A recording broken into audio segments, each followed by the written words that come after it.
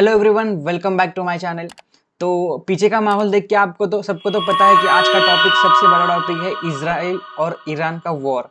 तो कल रात को देखो इजराइल के ऊपर अटैक हुआ था। सबको एक टाइम पे लगा कि ये अटैक ईरान से किया गया था, बट बाद में पता चला देर रात कि ये अटैक जो है वो हिजबुल्लाह ने किया था।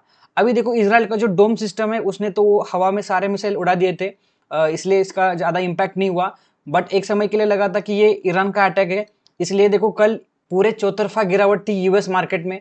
अगर आप डाउ जोन्स देखते हो तो 500 पॉइंट्स का फॉल था। नास्डैक देखते हो तो लगभग 350 पॉइंट का फॉल था। बिटकॉइन क्रिप्टो करेंसी में भी अच्छा खासा 4 से लेके 15-15 20-20% क्रिप्टो करेंसी भी क्रैश हुए थे। तो अभी एक चीज देखो कि ये सारा मसला क्या है, मामला क्या है, इसका शेयर मार्केट के ऊपर कितना इम्पैक्ट गिरेगा, सिर्फ यूएस मार्केट या फिर global market and mainly Indian stock market के ऊपर इसका कितना इम्पैक्ट गिरेगा। चलो बिना किसी देरी के देखते हैं। अब यहाँ पे ऊपर देख सकते हो कि मैंने डाउ जोन्स एंड नास्डैक का यहाँ पे कल का जो फॉल हुआ था इसका स्क्रीनशॉट ऐड किया है। अब एक्चुअली सीन क्या है कि ईरान ने जो इसराइल के ऊपर अटैक करने की बात कही है, मतलब देखो एनालिस्ट ने कहा है कि ईरान जो है वो विद इन 24 to 40 आवर्स में ईरान जो है इसराइल के ऊपर अटैक कर सकता है। अभी इस यूएस ने बीच में रोल लिया तो है, लाइक सबका मेन जो फोकस है वो यूएस के ऊपर है क्योंकि यूएस इसके ऊपर क्या एक्शन लेता है।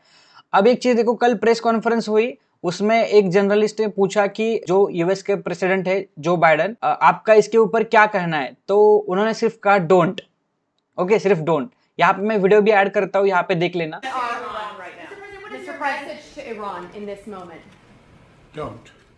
Are American personnel and assets at risk? तो देखो, तो उनके खुद के जो एक आर्मी ऑफिसर है उन्होंने कहा कि we ashamed on our US president. Okay, क्योंकि इस तरीके का स्टेटमेंट देना, अरे ईरान कोई अपना आपका बच्चा थोड़ी है, वो एक कंट्री है, ठीक है। तो उसे अभी देखो यूएस ने क्या किया है, आपने जो वॉरशिप्स है वो अरेबियन सी के नजदीक लाके खड़ी कर दी है ताकि ईरान के ऊपर प्रेशर बना रहे।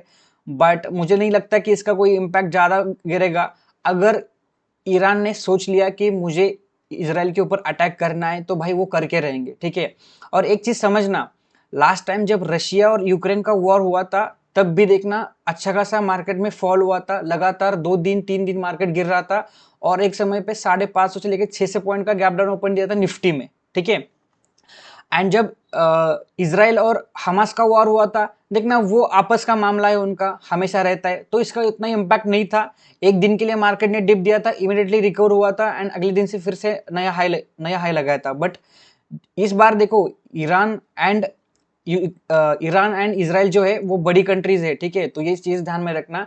और देखना ईरान और जो ईरान आता है मिडिल ईस्ट कंट्रीज में, तो जो भी ईरान, इराक, सऊदी अरेबिया, ये जो सारे कंट्री है दुनिया की सबसे बड़ी ऑयल प्रोड्यूसर कंट्रीज में आती है, ठीक है। तो अगर ये वॉर होता है तो क्रूड ऑयल में बहुत बड़ी उछाल देखने के लिए मिल जाएगी। अगर क्रूड ऑयल बढ़ता है तो इंडियन नहीं पूरे दुनिया के मार्केट के लिए ये बुरी खबर है, ठीक है। और अगर आपने देखा होगा, गोल्ड अभी लाइफ हाई के पास है, सिल्वर लाइफ हाई के पास है, जिंक लाइफ हाई के पास है। देखना मेटल स्टॉक्स में तेजी आ रही है। मेटल स्टॉक्स तभी ज्यादा भागते हैं, लाइक ऐसा अनाप शनाप तेजी तभी होती है जब वॉर जैसा सिनारियो होता है। और देखना सिनारियो बनना और वो एक्चुअल में होना ये अलग चीज है। जब रशिया और यूक्रेन का वॉर हुआ था तब भी गोल्ड ने लाइफ हाई लगाया था, उसके बाद थोड़ा सा गोल्ड कूल ऑफ हुआ। अभी भी देखो गोल्ड ने नया लाइफ हाई लगाया है और लगातार लाइफ हाई बनाते जा रहा है, क्योंकि ये सिनेरियो जो है थोड़ा सा स्ट्रेस वाला है। आपका भी व्यू कमेंट बॉक्स में जरूर बताना मुझे। तो अभी हम लोग चलते हैं सीधा चार्ट के ऊपर, देखते हैं डाउ जोन्स नास्डैक की कितनी बड़ी गिरावट है नास्डैक के ऊपर एंड निफ्टी बैंक निफ्टी में भी कितनी गिरावट आती है वो भी देखते हैं। अभी चलो मैं यहाँ पे थोड़ा सा साइड में आ गया। अभी ये न्यूज देखो, डाउ closely near 500 points lower on fear of potential Iranian attack on Israel. ये तो न्यूज है जो कि हमने डिस्कस किया। अभी यहाँ पे चलो हम लोग डाउ जोन्स का चार्ट देखते हैं। ये देखो डेली चार्ट है डाउ जोन्स का। अभी यहाँ पे देखो एक्चुअली अभी देखो मेन 3 रीजन है यूएस मार्केट क्रैश होने के पीछे। पहला रीजन है कि यूएस का इन्फ्लेशन पीक पे चल रहा है। सबको लग रहा था कि इन्फ्लेशन कूल ऑफ होगा, बट इन्फ्लेशन बढ़ रहा है। अब इसके पीछे का रीजन देखो, यूएस का जॉब डेटा आया है, वो जॉब डेटा बढ़ के आया है, मतलब यूएस में अच्छी खासी नौकरियां लग रही है। अभी इसका क्या इम्पैक्ट है, अभी देखो अगर लोगों को जॉब्स लगेगी तो लोगों के पास पैसा आएगा, लोग खर्च करेंगे, लोग खर्च करेंगे तो डिमांड बढ़ेगी, लेकिन सप्लाई वैसे का वैसे रहेगा तो कीमतें मतलब रेट बढ़ेगा वो प्रोडक्ट्स का, तो ऑटोमेटिकली रेट प्रोडक्ट्स का रेट बढ़ना मतलब महंगाई, महंगाई मतलब क्या, इन्फ्लेशन। तो ये साइकिल चल रहा है, ठीक है। तो इसकी वजह से यूएस में इन्फ्लेशन कम होने का नाम नहीं ले रहा है। तो अभी यहाँ पे एक ये कैंडल देखो, इस दिन है ना यूएस का इन्फ्लेशन डेटा आया था, ठीक है, 4 अप्रैल को। तो उस दिन मार्केट में अच्छा खासा क्रैश हो चुका था यूएस मार्केट में, बट अच्छा खासा बाउंस बैक दिया था अगले दिन। बट अभी देखना 2-3 दिन से लगातार सेल ऑफ आ रहा है, एंड कल का जो सेल ऑफ था वो पूरा का पूरा ईरान और इजराइल का जो वॉर है उसके बेसिस पे हुआ था। अभी देखो डाउ जोन्स ने अच्छा खासा ट्रेंड लाइन का ब्रेकडाउन दिया है। देखो जब लास्ट टाइम इसने सिमिलरली जब इन्फ्लेशन का थोड़ा सा डर था, तब डाउ जोन्स ने यहाँ पे ट्रेंड लाइन का ब्रेकडाउन दिया था। लगभग यहाँ पे देख सकते हो आप 2000 पॉइंट का फॉल दिया था, मतलब 6 से 6.5% का फॉल। अभी देखो यहाँ से ब्रेकडाउन देने के बाद सीधा सपोर्ट डाउ जोन्स को जो है ना वो 37,200 के पास है। मतलब यहाँ से अभी भी आपको 2-3 हजार पॉइंट का यहाँ से फॉल दिख सकता है, अगर ईरान अटैक करता है तो। अगर ईरान ने अटैक नहीं किया तो यही से मार्केट घूम जाएगा। ये रहा डाउ जोन्स। अभी देखते हैं नास्डैक। नास्डैक देखो अच्छा खासा एक रेंज बाउंड में है, एक सपोर्ट के पास है। अभी भी यहाँ से 200 पॉइंट का फॉल, मतलब 200 पॉइंट का स्पेस है। बट अगर ये लेवल टूटता है तो नास्डैक के लिए सीधा देखो ये इतना बड़ा गैप है जो एनवीडिया के रिजल्ट के ऊपर बना था, तो नास्डैक के लिए फिर सीधा देखो एक 400 पॉइंट का गैप ओपन हो जाता है, जहाँ की यहाँ से गिरावट आपको देखने के लिए मिल सकती है। अभी देखो परसों अच्छा खासा मार्केट लाइफ हाई के पास जा रहा था, लग रहा था कि कल के दिन नया लाइफ हाई लगाएगा नास्डैक।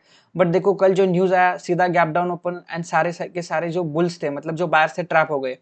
अभी ये देखो यहाँ पे बिटकॉइन भी देखो अच्छा खासा फॉल आया था। अगर आप सोलाना यूएसडी देखते हो 10% का फॉल था। इथेरियम देखते हो इसमें भी अच्छा खासा फॉल था। एंड अगर आपको मैं इसका इंट्राडे चार्ट दिखाऊं ना, तो ये देखो यहाँ पे कल का ये जो न्यूज आया था ना अटैक का, ये फॉल देखना।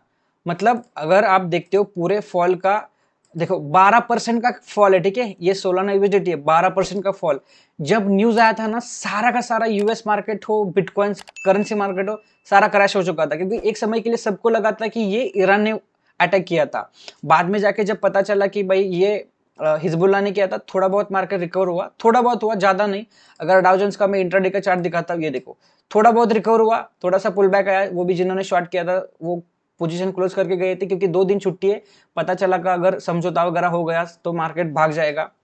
बट अगर समझौता नहीं हुआ, अटैक वगैरह हो गया, यहाँ से मार्केट जोर से गिर सकता है। अभी चलो हम लोग निफ्टी का चार्ट देखते हैं। निफ्टी, क्योंकि अभी देखो परसों क्या हुआ था, जो नास्डैक एंड डाउ जोन्स में फॉल आया था उसका इम्पैक्ट सीधा सीधा हमारे इंडियन स्टॉक मार्केट के ऊपर भी दिखाई दिया, क्योंकि निफ्टी जो है लगभग 250 पॉइंट नीचे क्लोज हुआ। अभी देखो ये ब्रेकआउट के बाद सपोर्ट के पास आया। अगर कल अभी अभी एक चीज देखना, हुआ क्या है कि डाउ जोन्स जो है ऑलरेडी 500 पॉइंट नीचे क्लोज हुआ है। अभी मंडे को, अगर अभी आज सैटरडे है एंड संडे, मैं ये सैटरडे को नाइट को शूट कर रहा हूँ वीडियो, तो अगर कल संडे, अगर मैं कल अपलोड कर देता हूँ तो समझ जाना कि अगर संडे का पूरा दिन हमारे पास है, अगर इस बीच ईरान इजराइल के ऊपर अटैक करता है तो मार्केट सीधा 4 से 5% या फिर 2 से 3% का गैप डाउन ओपन दे सकता है। तो उसके अकॉर्डिंगली आपका पोजीशन हैंडल करना एंड देखना। ये ट्रेंड लाइन यहाँ पे है जो कि अभी भी रिसेंट फॉल आया था, तो देखो ये ट्रेंड लाइन का रिस्पेक्ट किया था। ये मैंने मेरे लाइव स्ट्रीम पे बताया था, मैं डेली लाइव स्ट्रीम करता हूँ, अगर आप जुड़ना चाहते हो तो जुड़ सकते हो। तो मुझे लगता है कि यहाँ तक फॉल आ जाएगा, एंड इसके नीचे अगर निकलता है तो फिर बहुत ही डेंजरस मामला हो जाएगा। क्योंकि देखो हमारे इंडिया का इलेक्शन सामने है। आई नो कि इलेक्शन के समय मार्केट गिरना अच्छी बात नहीं है, बट देखो ये ग्लोबल अनसर्टनिटी है, ठीक है। तो जब यूएस मार्केट गिर सकता है तो इंडिया मार्केट थोड़ी कोई नवाब है वो भी गिरेगा यार। क्योंकि देखो जब वॉर सिनेरियो आता है ना, तो आप कितना भी कैश फ्लो डाल दो मार्केट में, मार्केट नहीं सस्टेन हो सकता, क्योंकि पैनिकनेस आता है। और पैनिक के सामने कितना भी पैसा डालो, हाँ वो बात अलग है कि गिरने के बाद रिकवर हो जाएगा, बट गिरेगा पक्का। तो कहाँ तक गिर सकता है, देखो ये ट्रेंड लाइन है, ये ट्रेंड लाइन का रिस्पेक्ट करता है तो यहाँ तक फॉल हो सकता है। एंड देखो लास्ट टाइम यहाँ पे ब्रेकआउट दिया था, तो मुझे ऐसा लगता है कि सीधा यहाँ तक का गैप डाउन ओपन दे सकता है। एंड फॉल आता है तो इस ट्रेंड लाइन तक का फॉल कंटिन्यू करना चाहिए, एंड यहाँ पे आपको अच्छा खासा बाइंग सिनेरियो मिलेगा। बट ध्यान रखना ज्यादा पोजीशन मत बनाना, एग्जिस्टिंग पोजीशन है तो वो हैंडल करना। क्योंकि अगर मार्केट में यहाँ से क्रैश शुरू हो जाता है तो थोड़ा सा गड़बड़ा वाला सिनेरियो हो जाएगा, क्योंकि मार्केट हमारा लाइफ टाइम हाई पे, गोल्ड लाइफ टाइम हाई पे, यूएस बॉन्ड यील्ड 2 महीने के हायर लेवल पे है, सिल्वर लाइफ हाई के पास है। देखो सारी चीजें बढ़ रही, ठीक है, सारी चीजें बढ़ रही, किसी को न किसी को गिरना पड़ेगा, तो समझ जाओ ये चीजें। तो ये है निफ्टी। एंड दूसरा देखते हैं बैंक निफ्टी। अभी देखो यहाँ पे इंट्राडे का चार्ट डिस्कस करने के लिए कोई मतलब नहीं है, क्योंकि सीधा गैप डाउन ओपन होने की प्रोबेबिलिटी है। अभी एक चीज देखो, अगर कल शाम तक मतलब संडे या फिर मंडे सुबह तक कुछ नहीं होता इजराइल और ईरान में, तो फिर फ्लैट मार्केट ओपन हो जाएगा, या फिर यूएस मार्केट के हिसाब से 150-200 पॉइंट की गैप डाउन ओपन हो जाएगी बस, ठीक है। अभी यहाँ पे देखो बैंक निफ्टी में, अगर बैंक निफ्टी देखो, बैंक निफ्टी ने ब्रेकआउट दिया था बट इमीडिएटली रिवर्सल हुआ है। अगर ये इसके नीचे ओपन होता है तो ये फेक ब्रेकआउट हो जाएगा, एंड आपको पता है कि फेक ब्रेकआउट के बाद मार्केट में क्या हो सकता है, क्योंकि ऑलरेडी बाहर स्ट्रैप हो चुके हैं, ऊपर से वॉर जैसा सिनेरियो, तो पैनिकनेस। अभी देखो यहाँ पे जो ब्रेकआउट दिया था रिसेंट हाई वाला, तो यहाँ तक तो मार्केट गैप अप ओपन हो सकता है, जो कि 48,000 का लेवल है।